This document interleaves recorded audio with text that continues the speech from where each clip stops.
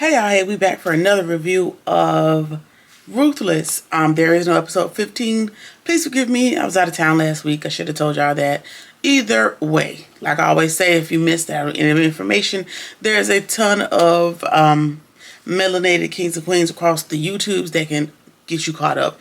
Either way, we're going to jump into the review for this week and we will get going. So this week we're on season 5, episode 16, entitled The Unthinkable. And by the end of this episode, we know that it is going to get very much unthinkable and diabolical. So let's get into it. So the children are being marched into the pavilion. And Ruth notices that Callie won't even look at her anymore. She doesn't recognize her as her mom.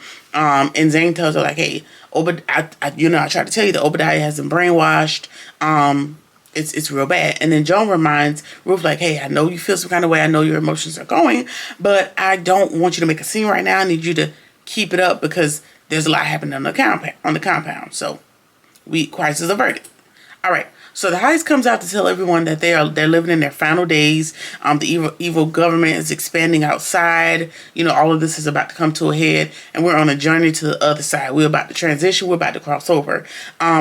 And in that process, the evil government has a lot of our brothers and sisters outside of the gates that want to join us, and they won't let us. And so we need a strong leader to take charge. And he's given me a plan to get them inside. However, we need a general that's going to lead us into battle.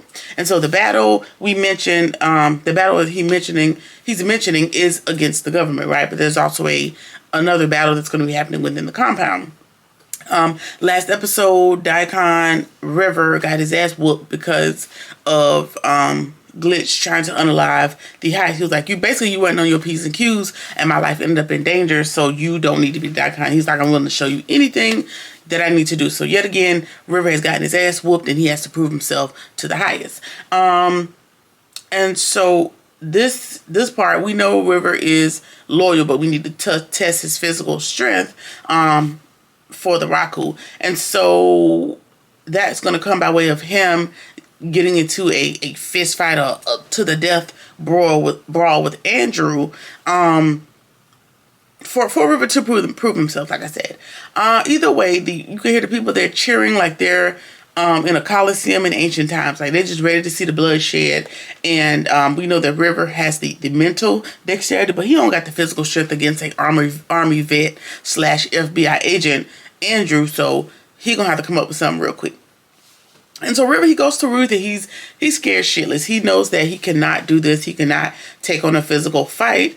Not only that, in the last episode, the heist was whooping on his ass for a very long time. So he does not have the physical strength to do it. And he thinks that they need to plan their escape today. And Ruth is looking like, well, who is we? We who and what are you talking about? And he's like, listen, I know I was selfish, when I got the black coat, but can y'all help me out? I was just trying to look out for all of us. And they're like, girl, buy it. We ain't buying it. But either way, he's still begging.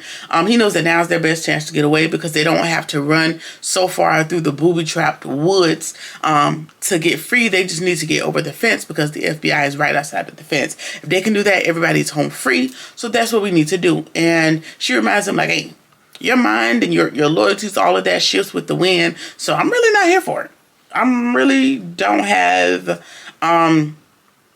I don't have the dexterity to deal with you. Not only that, he has faced with everybody in the compound kind of giggling in his face because we all know that River, he's an asshole. He's a jackass, especially since he got his little promotion. And because he does the mental mind games very well. But again, he does not have the physical strength. So everybody's looking and they're betting like if they were betting and they had money to put on the table, they definitely wouldn't be betting on River. They'd be putting all their money on Andrew. So everybody's giggling like, oh, you ready to fight? You ready to lose? So that's what he's dealing with. So Ruth tells him like, hey, if you can't escape, I'm not going with you because I don't have my daughter. But if you can't escape, then you need to make sure that you win this battle. And he's like, well, I thought you were friends with Andrew. And he's like, and she tells River, she's like, listen, Andrew is cool and all that stuff is good, but I trust him even less than I trust you. So you need to win. And she advises him to basically rip Andrew's balls off. Like, if you're going to do anything, go for the gonads. That's going to render him incapacitated. It's going to take a long time for him to come back from it. So that's the only advice I can give you. Because if and additionally, if you win, you gain control over the guards and the areas that they're going to be placed in, and that'll help us to escape a little bit more easily without so much resistance. All right. So we see the FBI negotiator, Agent Miller. Agent Miller was brought in last episode because the higher-ups had already decided that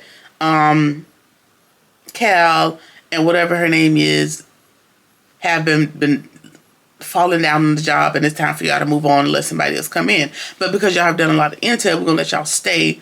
You can fight for your careers after this is over, but work with Agent Miller to, he's a top negotiator, one of the top negotiators in the world. Work with him to see what we could do, and we'll deal with y'all later. So they brought in this expert to talk to Tyrone so we can make some headway. So he's brought in to work with the other agents to get people released and all that before they storm inside. And Agent Miller is attempting, he's able to get the heist on the phone by way of calling Michael, which we now know to be River.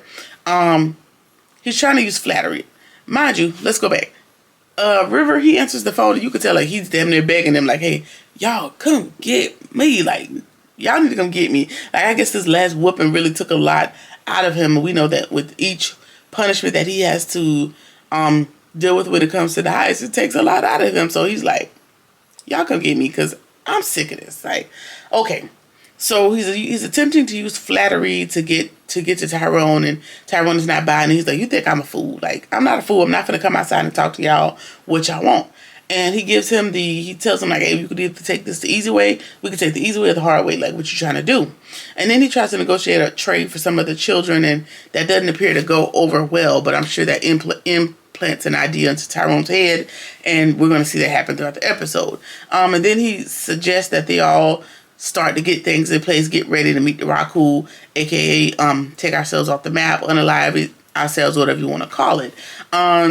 Elder Mother, everybody's kind of doing their doomsday prep. Everybody's getting their last will and testaments, getting everything together because this thing's about to come to a head really soon, and we need to do what we need to do to go on to glory. So Andrew calls on his phone. He's on his phone too, like, hey, I got a dude coming up. They want me to fight this little dude named Michael/River.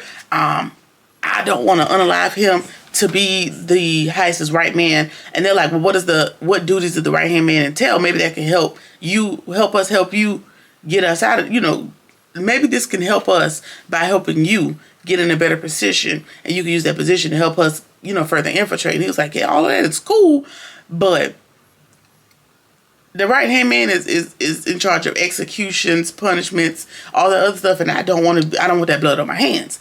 And so they're still not believing that he is still with them and that he's trying to help them out, which I'm still conflicted as well. It's almost given like he has two minds. Like when he's there, he is pretty much locked in. Like he's not playing a role like Ruth and some of the other people. It gives like his mind kind of switches to truly being there. And then when he's on the phone with the FBI, his mind is truly switching back to be with the FBI. Now with the FBI, I think his objective is skewed because it's only self-serving in the fact like, hey, how can I earn favor with the government to get out of the unaliving of the cop and his wife that I got caught up in. So not really that you truly want to help the FBI, but you want to earn favor or maybe get less time in prison when you do end up, in jail.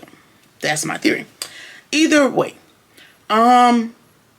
they advise him like, hey, what you need to be doing while you're in there is proving that you're still with the FBI. You need to not put yourself in a position to unalive people and take more people off of this planet. So you need to lose that battle. And so he's like, okay, cool, whatever. Now River is trying to get on Zane's good side, trying to buy her back into the allegiance as well. But she's not buying it either. She's telling him like, hey, ever since you got that black gown, you've been self-serving. So I'm not really buying it. So you figure it out. All right. So you see Obadiah, and he's selling the children this dream because Ruby, one of the other children, asked about, hey, what is this crossover? Why does it feel a crossover? What is this about? And he gives them this compelling speech, so to speak, about, being in a magical place and having a kingdom and becoming a king or queen or, the things that people tell you happen in heaven and blah, blah, blah, blah, blah, right? And of course, we know that Obadiah doesn't even really buy into this whole Raku and the great crossover and all this other stuff. What he's probably doing is, using their young, malleable minds to buy in their loyalty to Raku. Like, hey, if I die for the Raku, I'm going to an amazing, wonderful place. Sounds familiar? All right, I'm going to an amazing, wonderful place so I can I can do all this suffering, I can do all this stuff while I'm here because there's a prize on the other side, and congratulations. All right. So we see Brother Eli, and he's brought food and water to George and Lewis. And he came in there a couple episodes ago because River sent him there to see what it looks like for somebody to disobey him and what those ramifications look like. And he thought that was going to buy Eli's loyalty, which in fact it did not. It changed Eli's mind about being there. Like, he truly came there to be a flower child, so to speak, like to be in love, light, happiness, and all that stuff. And he realized that this place is none of those things. So he's there because he knows that it's simply the right thing to do. And, they're asking, like, what's going on outside? And he tells them about the upcoming duel. And that is kind of was his final straw to be like, hey, this ain't where I want to be. I'm going to go help these people because it's simply the right thing to do so we can get the hell up out of here. So he's there to help them because it's simply the human thing to do. And so the angel that they've been praying for to come help them, he's come back, and now we can try to get up out of here. All right. So the duel is upon us, and the highest tells them that there are no rules. Fight as dirty as you want to. The winner becomes Daikon, and the loser is put to death immediately. So out the gate, Andrew kind of knocks River off his feet. Nobody has their money on River. Everybody's kind of cheering for Andrew, and we get a little fight scene or whatever, and we see River grab hold to those gonads, right? And the countdown begins. He's like, well, who's gonna count? Who's gonna count me down? And he's looking at the heist like, who's gonna count me down? And the heist is looking like 1, 2, 3, 4, all the way up to 10. Like I said, like a WWE match. When they hitting the mat and you got the guy pinned, and River's just standing there like.